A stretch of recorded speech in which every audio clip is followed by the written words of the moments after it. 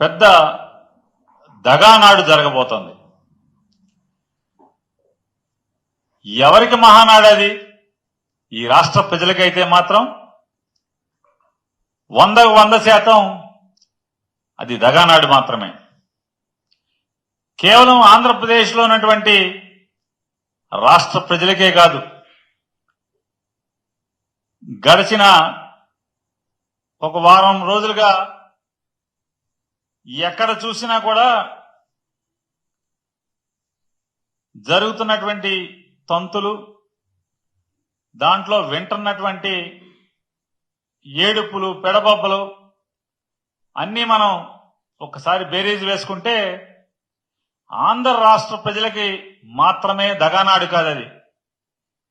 జెండా మోసిన తెలుగుదేశం పార్టీ కార్యకర్తలకు కూడా దగానాడు అనేది అర్థమవుతుంది. ఇది మనం చెప్పట్ల, నేను చెప్పట్లా, వైఎస్ఆర్ కాంగ్రెస్ పార్టీ చెప్పట్లా. టీడీపీ కార్యకర్తలు, నాయకులు వాళ్లే ఈ మినీ మహానాడులో చెప్తాం, చూస్తూ ఉన్నాం. ఈ కడపలో జరగబోయేది దగానాడైతే జిల్లాకి జరిగినటువంటి మినీ మహానాడులన్నీ కూడా ఆక్రోశ నాడులుగా జరిగినటువంటి విషయాన్ని రాష్ట్ర ప్రజలందరూ కూడా మనందరం గమనించాం. ప్రతి ఛానలు ఈ ఆక్రోశ నాడుల్ని లేదా మినీ మహానాడు పేరుతో జరుగుతున్నటువంటి తెలుగుదేశం పార్టీ కార్యకర్తల ఆక్రోశ నాడుని మనందరం వీక్షించాం.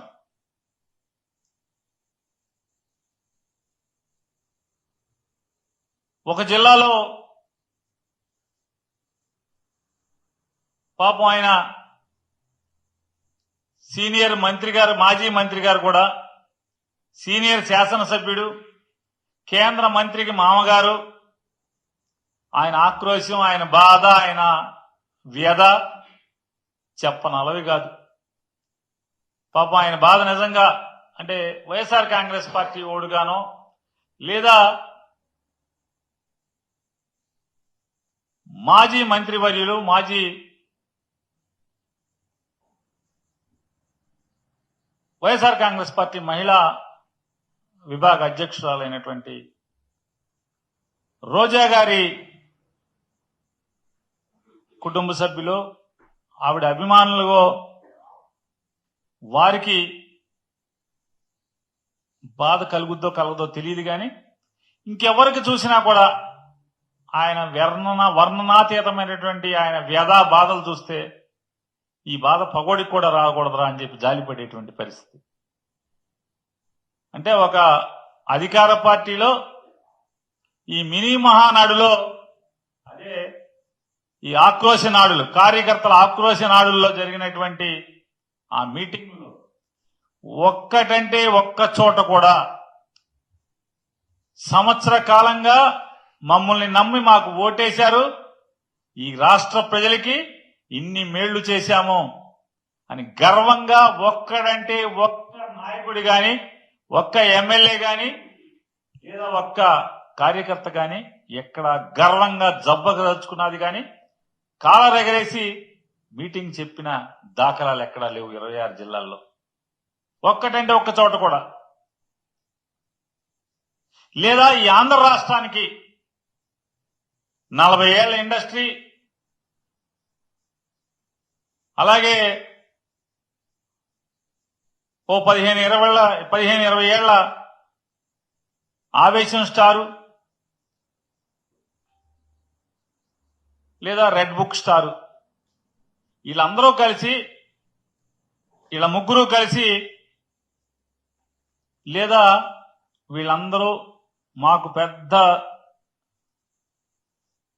మా అందరికీ పెద్ద బాస్ అని చెప్పుకుంటున్న మోడీ గారు కానీ, వీళ్ళందరూ కలిసి రాష్ట్రానికి ఏమన్నా ఓడబడిచింది అంటే ఒక్కటి కూడా ఈ సంవత్సర కాలంలో ఈ జిల్లాకి ఇది పొడిచామని చెప్పని ఎక్కడ ఒక్కళ్ళు కూడా గర్వంగా చెప్పుకున్నటువంటి సంఘటన లేదు. అంటే రాష్ట్రానికి చేయలేదు, లేదా ఏ ఊరికి చేయలేదు, ప్రజలకి చేయలేదు. ఇక ఆయన ఈ ఎమ్మెల్యేల బాధలు చెప్పుకుంటా ఏ మొహం పెట్టుకుని మేము జనాల్లోకి వెళ్ళాలి. పనులు అడుగుతున్నారు, పనులు చేయడానికి డబ్బులు ఎవరు, నిధులు ఎవరు? సిగ్గేస్తుంది. మీరు గనక ఇక డబ్బులు ఇవ్వం, మీకు నిధులు ఇవ్వము అని కనుక చెప్పేసేయండి. మీరు మాకు ఓటేసి దగాపడ్డారు, మీరు నన్ను మన్నించండి అని చెప్పి మేము ఓళ్ళెంపడి తిరుగుతాం జనాల దగ్గరికి అని చెప్పని, ఇదే ఏకైక మార్గం అని చెప్పని సాక్షాత్తు అధికార పార్టీ ఎమ్మెల్యేలే వాళ్ళ పార్టీల మినీ మహానాడుల్లో ఆక్రోశించారంటే ఈ ప్రభుత్వం విఫలమైనట్ట? వీళ్ళు రేపు కడపలో 27, 28, 29 తారీఖుల్లో జరిగేటువంటి అది మహానాడా లేదా నేను చెప్పినట్టు దగానాడా? అలాగే ఇంకొక జిల్లాలో పదవులన్నీ ఒక పార్టీ వాళ్ళకే పోతున్నాయి. గతంలో కమ్యూనిస్ట్ పార్టీలు మనతో కలిసి వస్తే ఎలా అయితే మనం వాటి పీక పిసికి చంపేశామో, రాబోయే రోజుల్లో ఇదే తంతు కొనసాగితే తెలుగుదేశం పార్టీ కూడా నో కమ్యూనిస్ట్ పార్టీలాగానే నూకలు చెల్లిపోతాయని చెప్పని సాక్షాత్తు ఆ పార్టీ శాసనసభ్యులే మినీ మహానాడులో వాళ్ళ ఆక్రోశాన్ని వెళ్లగక్కున్న పరిస్థితి ఒక జిల్లా చూసాం. మరొక జిల్లాలో ఇంతకన్నా దిక్కుమాలిన తనంలో మినీ మహానాడు ఎవరైతే జరపాలో దానికి అధ్యక్షత వహించి దాన్ని నడపాల్సిన అధ్యక్షుడే ఆ సభకు డుమ్మా కొట్టాడని చెప్పని ఒక సీనియర్ కార్యకర్త లబో దిబోమని గుండెలు బాదుకునే పరిస్థితి. ఎన్టీ రామారావు ఉన్నప్పుడు తెలుగుదేశం పార్టీ వేరు, గతంలో తెలుగుదేశం పార్టీ వేరు. ఇవాళ దిక్కుమాలినతనానికి మారుపేరుగా మారిన తెలుగుదేశం పార్టీ అని చెప్పని ఆ జిల్లాలో ఆ కార్యకర్త ఏడుపులు పెడబొబ్బలు.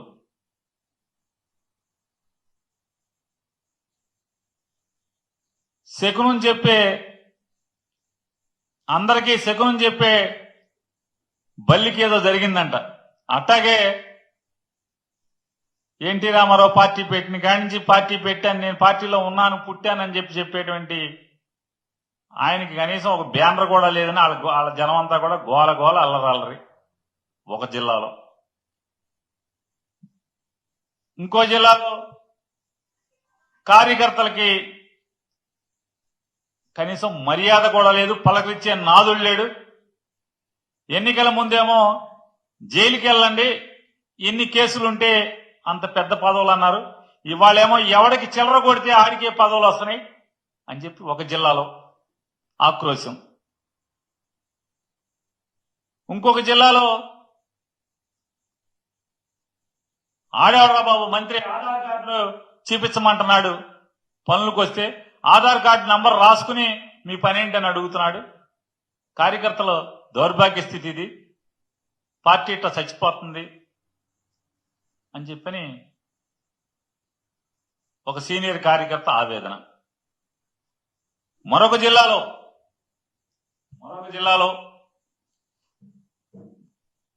ఆయన మాజీ మంత్రి కుమారుడు, ఆయన ఆక్రోశం. జగన్మోహన్ రెడ్డి గారి ప్రభుత్వంలోనే మాకు మర్యాద దొరికింది, ఇప్పుడు కనీసం మర్యాద అనేది లేకుండా పోయింది ఎవరికి. శత్రువు ప్రభుత్వంలోనే మేము మర్యాదగా బతికాం,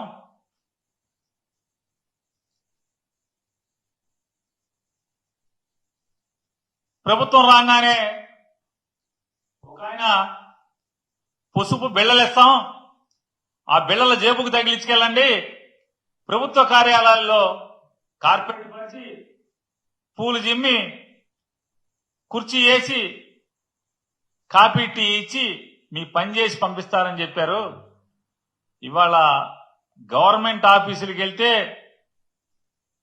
పురుగుల కన్నా హీనంగా చూస్తున్నారని చెప్పని ఆ మాజీ మంత్రి గారి కుమారుడు ఆక్రోశం, ఆవేదన, బాధ వర్ణనాతీతం పాపం.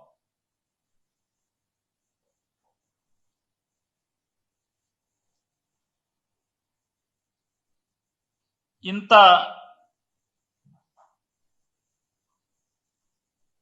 అంటే రాష్ట్రానికి ఒక సంవత్సర కాలంలో ప్రభుత్వం నడిపి ఈ రాష్ట్ర ప్రజలకు చేసింది శూన్యం, ఈ రాష్ట్రానికి చేసింది శూన్యం. ఆఖరికి జెండా మోసి మీ మాటలు నమ్మి కేసులు కట్టించుకుని జైళ్ళకి వెళ్ళొచ్చిన వాళ్ళకు కూడా తిరుక్షవరం.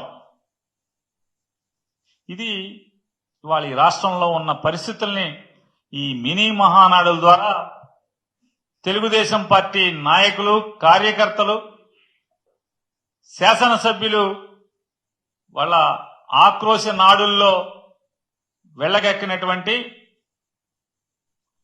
బాధాతప్త హృదయాలతో కన్నీరు మున్నీరైనటువంటి సంఘటనలు ఈ రాష్ట్ర ప్రజలందరూ కూడా అనేక మాధ్యమాల ద్వారా మనందరం కూడా చూసాం.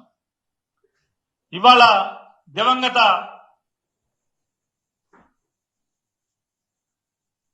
సంపాదకుడు స్వర్గీయ రామోజీరావు గారు అబ్బాయి ఇవాళ పెద్దగా రాశాడు.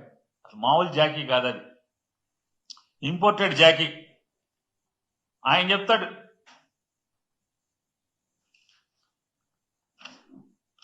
ఇది ఎవరో స్టేట్మెంట్ కాదు, వాళ్ళు రాసిందే. అంటే వాళ్ళ యొక్క కథానిక తెలుగుదేశం పార్టీ విధానంలోనూ సూపర్ 6. ఓరి మీ సూపర్ 6 చల్లకుండా మామూలుగా జనాలకు ఇచ్చిన సూపర్ 6 లేవు, ఇక్కడ మళ్ళీ కార్యకర్తలకు సూపర్ 6 అంట.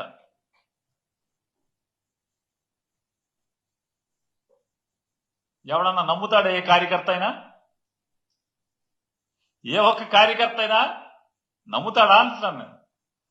అంటే వీళ్ళ పతనం మొదలైంది అని చెప్పటానికి సాక్ష్యం ఇదొకటిగా మనం తీసుకోవచ్చు.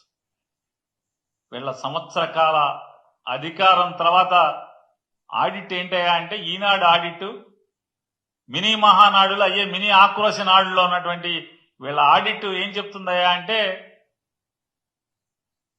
పతనం శరవేగంగా జరుగుతుంది, ప్రారంభమైంది అనేది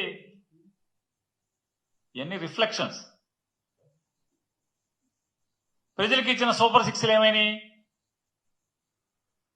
అంటే, వాళ్ళని దగా చేశారు, నిన్నటిదాకా ప్రజల్ని, రాష్ట్ర ప్రజల్ని దగా చేశారు, ఇప్పుడు కార్యకర్తలను కూడా దగా చేయబోతున్నారు అనేది దివంగత రామోజీరావు గారి కుమారుడు యొక్క కథానికి ఇది ప్రస్ఫుటంగా అర్థం పడుతుంది. ఇవాళ ఇప్పుడు ఎవరికాడి చూసిన కార్యకర్తలు పొద్దునుంచి అన్నారు, ఓరి మాకు వద్దులేరా బాబు ఈ సూపర్ 6లు, మాకు పచ్చ బెళ్ళ ఇవ్వలేదు, ఎవడు పచ్చ బెళ్ళెట్టి ఇచ్చినోడు ఏమన్నా పచ్చ బెళ్ళొచ్చుకుని ఆఫీసులకు వెళ్తే పురుగు కన్నా హీనంగా చూస్తున్నారు ఆఫీసుల్లో.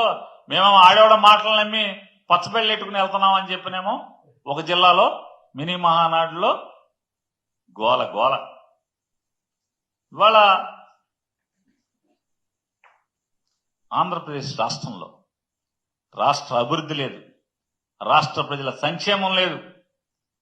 పోనీ వీళ్ళు ప్రగల్భాలు పలికినట్టు, ఉత్తర కుమార ప్రగల్భాలు పలికినట్టుగా కార్యకర్తలకు ఏమన్నా పొడి చేస్తున్నారా అంటే అది లేదు అని మొత్తం తండ్రి కొడుకులు ఇద్దరే మూటలు కట్టుకుంటున్నారు. దాంట్లో ఓ చిన్న మూటేమో నెల నెల ఆయన ఎవరికో ఇస్తున్నారు తప్పితే, ఆ ముగ్గురికి తప్పితే ఎవరికి ఏ లబ్ధి లేదనేదేమో కార్యకర్తలు ఏడుస్తున్నారని మనకి టీవీలు, పేపర్లు అన్నీ చెప్తున్నాయి. ఇవాళ ఆంధ్రప్రదేశ్ రాష్ట్రంలో సంక్షేమానికి, అభివృద్ధికి లేదా కార్యకర్తల సంక్షేమానికి దిక్కు లేదేమో కానీ రాజ్యహింసకి, పోలీసు వేధింపులకి, భారతదేశంలోనే నిలువుటద్దంగా ఆంధ్రప్రదేశ్ రాష్ట్రం నిలబడుతుంది. కస్టోడియల్ టార్చర్, ఆంధ్రప్రదేశ్ రాష్ట్రంలో కస్టోడియల్ టార్చర్ అనేది భారతదేశంలో తలమానికంగా ఆంధ్రప్రదేశ్ రాష్ట్రం నారా చంద్రబాబు నాయుడు, పవన్ కళ్యాణ్, లోకేష్ నాయుడు ఈ ముగ్గురు నాయకత్వంలో నడుస్తున్నటువంటి ప్రభుత్వం కస్టోడియల్ టార్చర్ కి దేశంలో తలమానికంగా విరాజిల్లుతోంది. ఇవాళ వాళ్ళకి ఎవరి మీద కక్ష ఉంటే ఏ రకంగా పోలీసుని అడ్డం పెట్టి జైళ్లలో మగ్గదీస్తున్నారో, తప్పుడు కేసులు పెడుతున్నారో కళ్ళ కట్టినట్టుగా రోజు నిత్యం సంఘటనలు చూస్తూనే ఉన్నాం. జగన్మోహన్ రెడ్డి గారిని అంటే చంద్రబాబు నాయుడు గారి కక్ష ఏంటంటే, నేను అప్పుడేదో సోనియా గాంధీతో చట్టాపట్టాలు వేసుకుని చీకట్లో చిదంబరాన్ని కలిసి జగన్మోహన్ రెడ్డి గారిని 16 మాసాలు జైల్లో ఉంచాను. నేను 40 ఏళ్ల ఇండస్ట్రీ కాబట్టి జగన్మోహన్ రెడ్డి గారిని నేను ఉంచుతాను, నా అనుభవం అది. అనుభవం లేని జగన్మోహన్ రెడ్డి నన్ను 56 రోజులు లోపల ఉంచుతాడా అని కక్ష. ఇవాళ లిక్కర్ కేసులో ముద్దాయిగా ఉన్న చంద్రబాబు నాయుడు బెయిల్ మీద బయట తిరుగుతున్నటువంటి 2014-19 మధ్యలో లిక్కర్ కేసులో ముద్దాయిగా బెయిల్ మీద బయట తిరుగుతున్నటువంటి చంద్రబాబు నాయుడు లేని కేసు ఏదో ఒకటి పెట్టి లేని అవినీతిని లేదా లేని దొంగతనాన్ని సృష్టించి నన్ను పెట్టాడు కాబట్టి మళ్ళీ జగన్మోహన్ రెడ్డి గారిని లోపల పెట్టాలనేటువంటి తంతు మనం చూస్తున్నాం.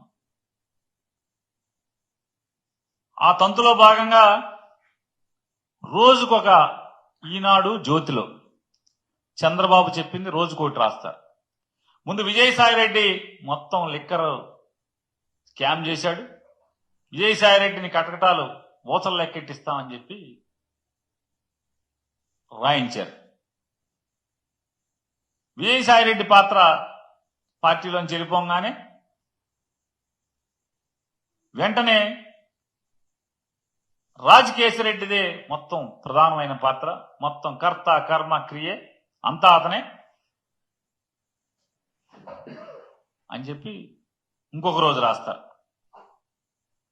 మరొక రోజు రాస్తారు జగన్మోహన్ రెడ్డి మొత్తం దొరికేశాడు, అరెస్ట్ చేయటమే, గజగజలాడిపోతున్నారు మొత్తం వైఎస్ఆర్ కాంగ్రెస్ పార్టీ వాళ్ళు ఇంకోటి రాస్తారు. ఇంకో రోజు రాస్తారు ఇదే ఈనాడు ఇదే జ్యోతి. అరే నిన్న మొన్న ఈ రాశాం కదా, మనకు సిగ్గుండాలి కదా. మన పేపర్లో నిన్న మొన్న ఒకటి రాసి మళ్ళీ ఇంకోటి వాళ్ళు ఎట్లా రాస్తాం అనేది ఏమాత్రం ఇసుమంత కూడా బిడిగి పడకుండా మరి భగవంతుడు పెట్టలేదు. మళ్ళీ ఏం రాస్తారు, ఈ మొత్తం నగదు మొత్తాన్ని బంగారం కొన్నారని రాస్తారు ఒకరోజు. ఇంకో రోజు చెప్తాడు ఓ ఫారెన్ వెళ్ళిపోయింది మొత్తం డబ్బులని, దుబాయ్ వెళ్ళిపోయినాయి డబ్బులని రాస్తాడు. ఇంకెవడో పాత్ర అంటారు. మరొక రోజు రాస్తారు ఓఎస్డి కృష్ణమోహన్ రెడ్డి, ధనుంజయ రెడ్డి మొత్తం కీలకం, డబ్బులు మొత్తం వాళ్లే, మొత్తం స్క్రీన్ ప్లే కథ స్క్రీన్ ప్లే మొత్తం వసూళ్లంతా ఆళ్లే అని చెప్పి రాస్తారు. మళ్ళీ ఇవాళ రాస్తారు మొత్తం మిథున్ రెడ్డే, కర్త కర్మ క్రియ అంతా కూడా మిథున్ రెడ్డే. మిథున్ రెడ్డి ఈ డబ్బులన్నీ కూడా వాళ్ళ కంపెనీలోకి తీసుకుని ఆ కంపెనీ నుంచి అసలు నాయకుడికి ఇచ్చేవాడని రాస్తారు. సిగ్గుపట్టం కానీ అరే రోజుకో రకమైన స్టోరీ రాయటం ఏంటి అంటే ఇదంతా ఎట్లా అంటే, ఎవరన్నా కథ రచయిత ఒక స్టోరీ పట్టుకుని హీరో దగ్గరికి వెళ్ళాడనుకోండి, ప్రొడ్యూసర్ దగ్గరకో, ఆ లైన్ మార్చి ఇది బాగాలేదంటే మళ్ళీ వచ్చి తెల్లారి ఇంకో లైన్ మార్చి తీసుకెళ్తాం, ఇంకో పాత్రను చంపేయటం, కొత్త పాత్రను సృష్టించడం. దానికి దీనికి తేడా ఏమైనా ఉందా అని అడుగుతున్నాను. రోజుకొక కథ వండి వార్చడం ఈనాడు, ఆంధ్రజ్యోతి. పోలీసులు కూడా రాస్తారు రిమాండ్ రిపోర్టుల్లో. నిన్న మొన్న రాస్తాడు ఎన్నో లక్షల కోట్ల పేజీల మెమరీని మొత్తం ధ్వంసం చేశారు, కీలక ఆధారాలన్నీ నాశనం చేసేశారు. ఆధారాలు లేకుండా మీకు అసలు అంటే ఆధారం అనేది లేకుండా అసలు కేసు ఎక్కడది? తప్పు జరిగిందని మీకు ఎవరు చెప్పారు? అంటే జగన్మోహన్ రెడ్డి గారిని అరెస్టు చేయాలనే దగ్గర నుంచి బయలుదేరి కిందకు వస్తారు. ఎలా అరెస్టు చేయాలి? ఇప్పుడు ఆధారాలు లేవంట కొత్తగా. ఇప్పుడు మళ్ళీ మిథున్ రెడ్డి గారికి అంట 5 కోట్లు ఏదో అదాన్ కంపెనీ నుంచి 2019లో వచ్చింది.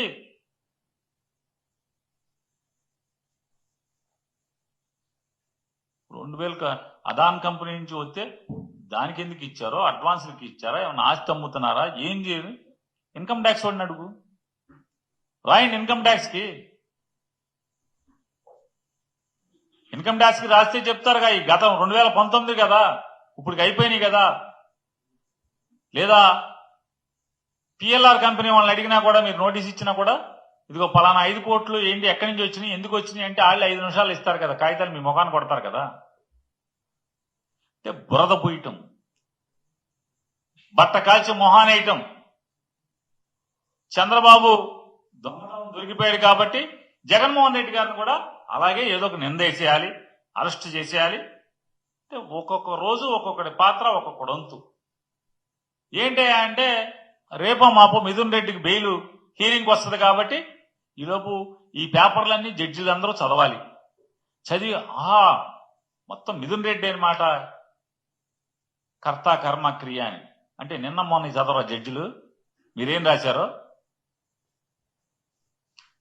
అలాగే చంద్రబాబు నాయుడు గారిని అరెస్టు చేయటానికి పోలీసులందరికీ ధైర్యం చెప్పాడు. ఇదంతా కూడా మీకేం పర్లేదు, ముందుకు నడవండి అని చెప్పాడు. కాబట్టి సీతారామాంజనేయులు గారిని జైల్లో వేసేయాలి. జైల్లో వేసి ఇప్పుడు ఏం చెప్తారంటే జైలు అరెస్ట్ చేయటానికి వెళ్ళిన రోజు నిజంగా ఎవరన్నా ఉంటే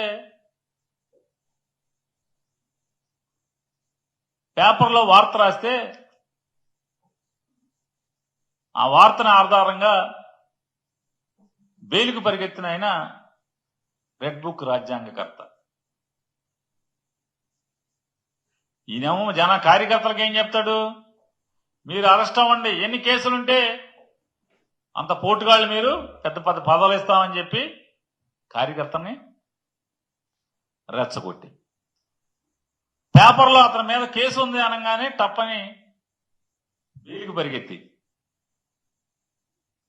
కానీ పిఎస్ఆర్ ఆంజనేయులు గారు బెయిల్ కాదు, మీ ఇష్టం, నేను బెయిల్కి వెళ్ళను, యాంటిసిపేటరీ నేను తెచ్చుకోనని చెప్పని, నేనే పాపం చేయలేదు, నేనే తప్పు చేయలేదు, పోలీసు ఉద్యోగం నేను విధి నిర్వహణ పక్కాగా చేశాను తప్పితే నేనెక్కడా తప్పుడు పని చేయలేదు అని చెప్పని నమ్మాడు. కాబట్టే మీరు ఏం చేసుకుంటారో చేసుకోండి, నేను మాత్రం బెయిల్ తెచ్చుకోను, నేనే పాపం చేయలేదని చెప్పని ధైర్యంగా నిలబెట్టాడు. కాబట్టి ఇవాళ మీరు అతని మీద కక్ష తీర్చుకుంటాక ఒక ఐపీఎస్ ఆఫీసర్ని ఈ రోజుకి ఆయన ఉదయం 4:30 దగ్గర నుంచి గాయత్రి మంత్రంతో, సంధ్యావందనం దగ్గర నుంచి మొత్తం గాయత్రి మంత్రం మొదలు పెడితే విష్ణు సహస్రనామం, లలితా సహస్రనామం, వేదాంశాలు ఇవన్నీ రోజు ఆయన జైల్లో పఠించేది పొద్దు నుంచి రాత్రి దాకా. జైలు అధికారులు చెప్తున్నారు ఇవన్నీ. ఆయన ఊరికే మామూలు పోలీసుడు అనుకున్నామండి, కానీ సనాతనంగా సద్బ్రాహ్మణుడు ఎలా జీవిస్తాడో అలాగే ఆయన జీవన విధానం కొనసాగుతుందని చెప్పని జైలు అధికారులు బయట మాట్లాడుతున్నారు. ఆయన ఇంట్లో కర్నూలు నుంచి ఒకరిని తీసుకొచ్చి ఇల్లంతా ఎతికిచ్చారు. ఆ రోజు ఆయన ఫోన్ అడగగానే ఫోన్ ఇచ్చేశాడు. మీకు మొత్తం బాత్రూముల దగ్గర నుంచి బాత్రూమ్ లో కమోడు ట్యాంకులతో సహా అన్ని ఎత్తుక్కున్నారు కదా, మీరు ఎత్తుకున్నారు కదా. మళ్ళీ ఇవాళ సీతారామాన్యాలు గారి ఇల్లు సోదాలు. ఏంటి సోదాలు? బాత్రూమ్ కూడా ఎత్తుక్కున్నా దొరకంది, ఇప్పుడు ఏం దొరుకుద్ది అంటే రేపో మాపో సీతారామాంజనేయులు గారి కేసు బెయిల్కి వస్తుంది కాబట్టి ఆయన మీద ఈనాడులో జ్యోతిలో స్టోరీలు రాయాలి, కథలు అల్లాలి. కథలు అల్లాలంటే ఏదో కావాలి, మూలం కావాలి. మూలం కావాలంటే ఇల్లంతా ఎతికారు. ఇటువంటి కస్టోడియల్ హెరాస్మెంట్ రాజ్యమే ప్రజల్ని హింసిస్తే, రాజ్య హింసే చేస్తే పాలకులు ప్రజల ఆగ్రహంలో కొట్టుకుపోరా అని నేను మిమ్మల్ని ప్రశ్నిస్తున్నాను. ఇవాళ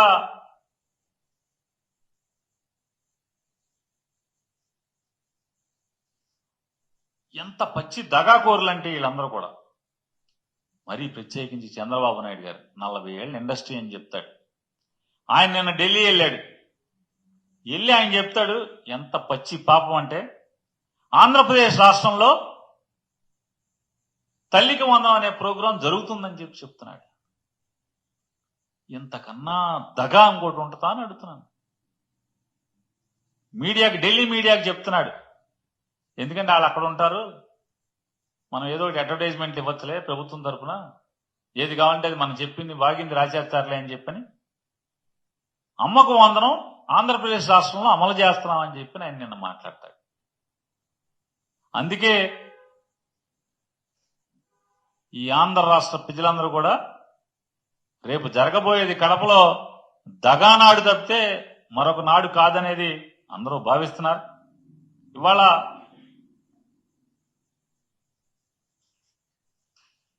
ఆంధ్రప్రదేశ్ రాష్ట్రంలో ఒక్కటంటే ఒక్క ప్రజా సంక్షేమ కార్యక్రమం, ఒక్కటంటే ఒక్క కొత్తగా వీళ్ళు జగన్మోహన్ రెడ్డి గారు ప్రారంభించి లేకపోతే ఆయన ఎంఓఈలు చేసుకుని ఆయన శంకుస్థాపన చేసినటువంటి కార్యక్రమాలు తప్పితే, అభివృద్ధి కార్యక్రమాలు తప్పితే ఒక్కటంటే ఒక్క కార్యక్రమం కూడా ఈ సంవత్సర కాలంలో వీళ్ళు ప్రారంభించకపోవటం, వీళ్ళ ఎమ్మెల్యేలు వీళ్ళ బీఫారం ఇస్తే గెలిచినటువంటి ఎమ్మెల్యేలే ప్రజల మధ్యకి వెళ్ళలేకపోతున్నాం, మా మొహం చూపించలేకపోతున్నాం, అభివృద్ధి కార్యక్రమాలు ఏమీ చేయలేకపోతున్నాం, ప్రజలు అడిగిన పనులు చేయలేకపోతున్నాం, సిగ్గేస్తుంది, మీరు ఇక మనకు డబ్బులు ఇవ్వలేము, నిధులు ఇవ్వలేమని చెప్పి మీరు చెప్పేస్తే ప్రజల దగ్గరికి వెళ్ళి మీరు మోసపోయి మాకు ఓటేశారు, మాకు ఓటేసి మీరు దగా చెందారు అని చెప్పి చెప్పుకుంటాను ప్రజలకి అని చెప్పని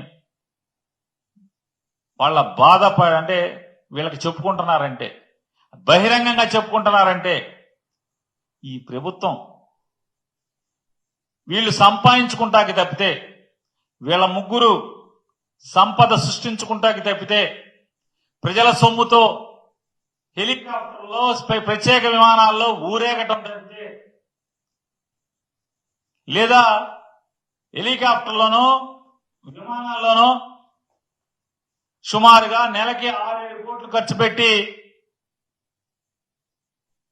కాయగూరలు ఇంటికి తెచ్చుకోవటం. చంద్రబాబు నాయుడు గారు ఇంటికి కాయగూరలు కావాలంటే విమానం వేసుకెళ్లి తెచ్చుకుంటున్నాడు. హెలికాప్టర్ విమానం వాడి ఇంటికి కాయగూరలు తెస్తాడు. ఇంట్లో ఏ కూరలు కావాలో ఏ కూరలు ఆయన గుర్తుంటాయి. ఆరోగ్యానికి కీరదోసకాయ కావటం బాగుంటుందని చెప్పి గుర్తుంటే కొనుక్కుంటాడు. ఎక్కడన్నా మావిడికి చీర కావాలని చెప్పి కొనుక్కెళ్తాడు, ఆవిడికి ఇస్తాడు తీసుకొచ్చి. కానీ ఈ ఆంధ్రప్రదేశ్ రాష్ట్ర ప్రజలకి జగన్మోహన్ రెడ్డి లాగా నేను అప్పులు చేసి పథకాలు అమలు చేయను, సంపద సృష్టించి జగన్ అప్పు చేసి 10 రూపాయలు మీకు ఇస్తే నేను సంపద సృష్టించి ఏ అప్పు చేయకుండా 15 రూపాయలు ఇస్తానని కోతలు కోసినటువంటి చంద్రబాబు నాయుడికి ఆ కోతలు గుర్తుకురావు. ఇప్పటికి 1,50,000 కోట్ల రూపాయలు ఈ రాష్ట్రానికి అప్పుల్లో ముంచినటువంటి సంవత్సరం తిరగకుండానే 1,50,000 కోట్ల రూపాయలు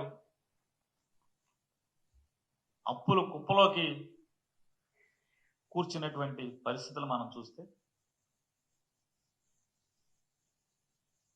జనం సొమ్ముతో సోకులు చేసుకోవటం, జనం సొమ్ముతో దాచుకోవటం తప్పితే మరొకటి వీరికి లేదు. నేనొస్తే కరెంటు ఛార్జీలు తగ్గిస్తాను, మీరింట్లోనే కరెంటు పుట్టించి మీరు ప్రభుత్వానికి అమ్మేట్టుగా మిమ్మల్ని తయారు చేస్తానని చెప్పి ఇవాళ డొమెస్టిక్, ఇండస్ట్రియల్ కాదు, డొమెస్టిక్ అంటే గృహాల్లో ఇంట్లో వాడుకునేటువంటి కరెంటు యూనిట్లు 9 రూపాయలు వసూలు చేస్తున్నామంటే, జగన్మోహన్ రెడ్డి గారు ఉన్నప్పుడు ఇండస్ట్రియల్కి వసూలు చేసేవాళ్ళు. ఇవాళ డొమెస్టిక్ లో 9 రూపాయలు యూనిట్కి వసూలు చేస్తున్నామంటే ఏం చెప్పావు? నువ్వు వాళ్ళు ఏం పరిపాలిస్తున్నావు? దండుకోవటం, సోకులు చేసుకుని తిరగటం తప్పితే ఈ సంవత్సర కాలంలో ఈ తెలుగుదేశం పార్టీ వీళ్ళ ముగ్గురు కలిసి సాధించింది ఏమీ లేదనేది మీ ద్వారా తెలియజేస్తాను.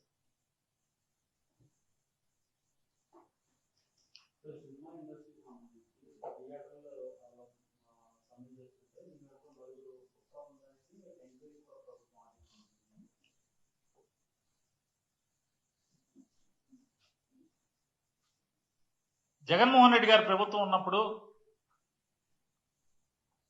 ప్రజలకి తక్కువ రేట్లకే సినిమా చూడాలి, లేదా నిర్మాతలు హీరోలు అన్కంట్రోల్డ్గా ప్రజల్ని లూటీ చేయకూడదని చెప్పని ప్రభుత్వం టికెట్ రేట్లను నియంత్రిస్తూ ఒక జీవో తీసుకొస్తే సాక్షాత్తు ఇదే పవన్ కళ్యాణ్ గారు, సాక్షాత్తు ఇవాళ ఉప ముఖ్యమంత్రిగా ఉండి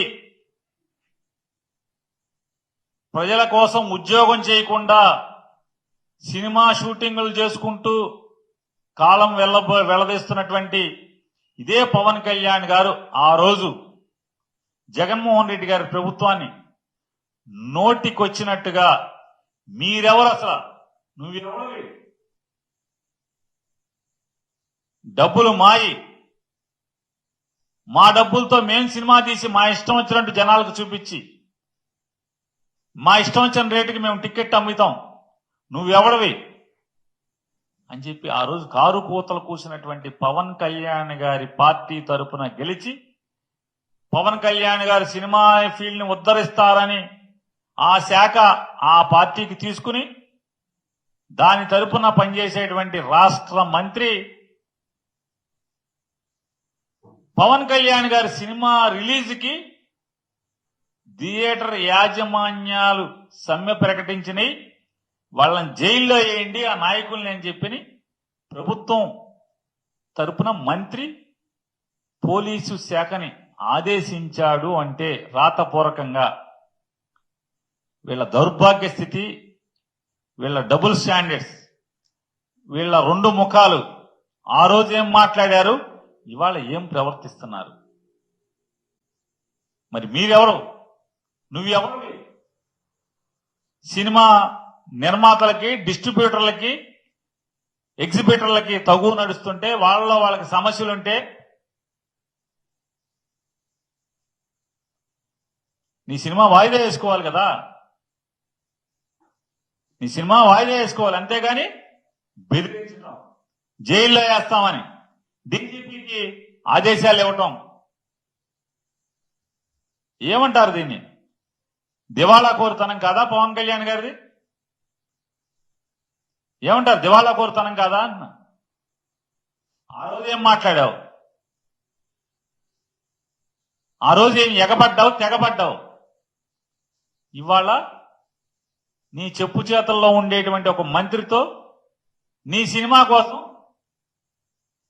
కొన్ని థియేటర్లోనే పిలిచి ఏమన్నా సమస్యలు ఏంటని అడిగావా? ఆ మంత్రి అడిగాడా? ఆయన అడగడు. ఆ మంత్రి గారు అడగాలి కదా, కొన్ని సినిమా వాళ్ళని పిలిచి ఏంటి సమస్య ఏంటి అని అడగాలి కదా. అయ్యేం అడగరు. అడగకుండా జైల్లో వేస్తాం మీరు గనక సినిమా ఆపితే. అంటే ఆ రోజు జూన్ 1వ తారీఖు మీ సమస్యల కోసం సమ్మె చేస్తే జైల్లో వేస్తాం. తర్వాత చేసుకోండి సమ్మె, సినిమా ఎత్తేసాక. ఇదో ప్లాపు సినిమా. రాబోయే ప్లాపు సినిమాకి ఏదో అన్న సామెతగా ఉంది. ఈ రాబోయే ప్లాపు సినిమాకి మళ్ళీ జైల్లో వేస్తాం, ఆ వేస్తాం, ఈ వేస్తాం అని కోడలకి బుద్ధి చెప్పి అత్త తెడ్డు నాకిన అని చెప్తారు మూడు సామెత. అట్లా పవన్ కళ్యాణ్ గారు అధికారంలో ఉంటే ఒక భాష, వెనకటికి పరుచూరు గోపాలకృష్ణ గారు డైలాగులు ఉండేవి, అదైతే ఇది రాసుకో, ఇదైతే అది రాసుకో అని. వీళ్ళు కూడా అంతే, పవన్ కళ్యాణ్ ముఠా కూడా. అప్పుడు అది రాసుకో, ఇప్పుడు ఇది రాసుకో.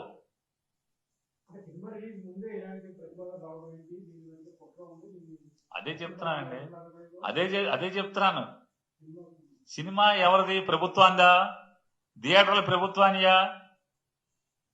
సినిమా ప్రొడ్యూసర్లు డబ్బులు ఇచ్చేది ప్రభుత్వమా? వీళ్ళే మాట్లాడారు ఇవన్నీ.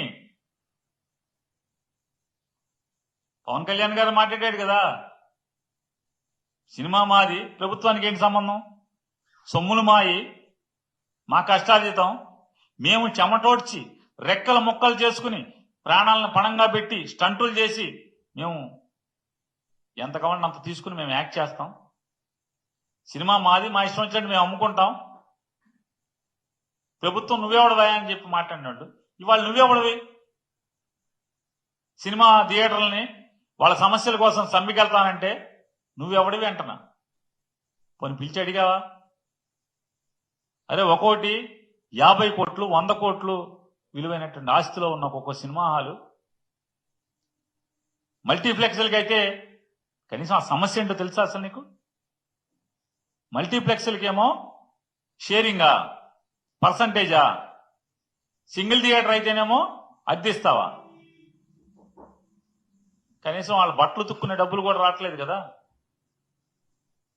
దాన్ని సమస్యగా పెట్టి మాకు కూడా మల్టీప్లెక్స్లకు ఇచ్చినట్టే వారం అద్దె కాకుండా మాకు కూడా పర్సంటేజ్ ఇవ్వండి అని వాళ్ళు అంటున్నారు. ఈయన ఒక మంత్రి, ఇది ఒక శాఖ, ఇది ఒక ప్రభుత్వం, దిక్కుమాలిన ప్రభుత్వం.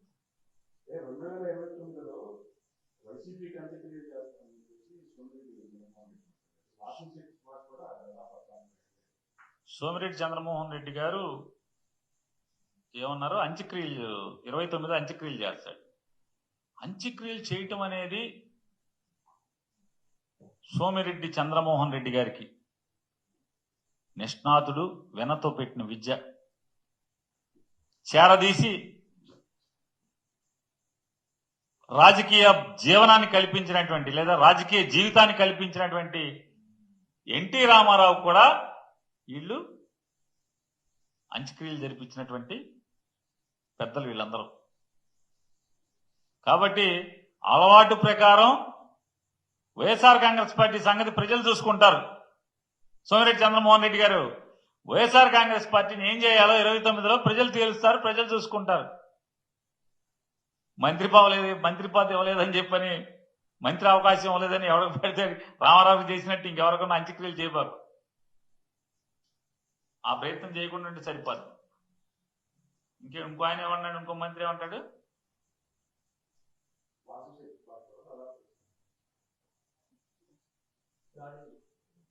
ఆ వాసంశెట్టి సుభాషే ఒక చిన్న పిల్లగాడిదే. వాసంశెట్టి సుభాష్ అని ఎవడు ఓ పిల్లగాడిదే కదా. తప్పే ఉంది, అతను పిల్లగాడిదే కాబట్టి ఆ పిల్లగాడిదలకి నాయకుడిగా ఉన్నాడని చెప్పి, గతంలో పిల్లగాడి జీవితం కాబట్టి ఆ పిల్లగాడితే మాట్లాడి ఉంటాడు అనుభవంతో.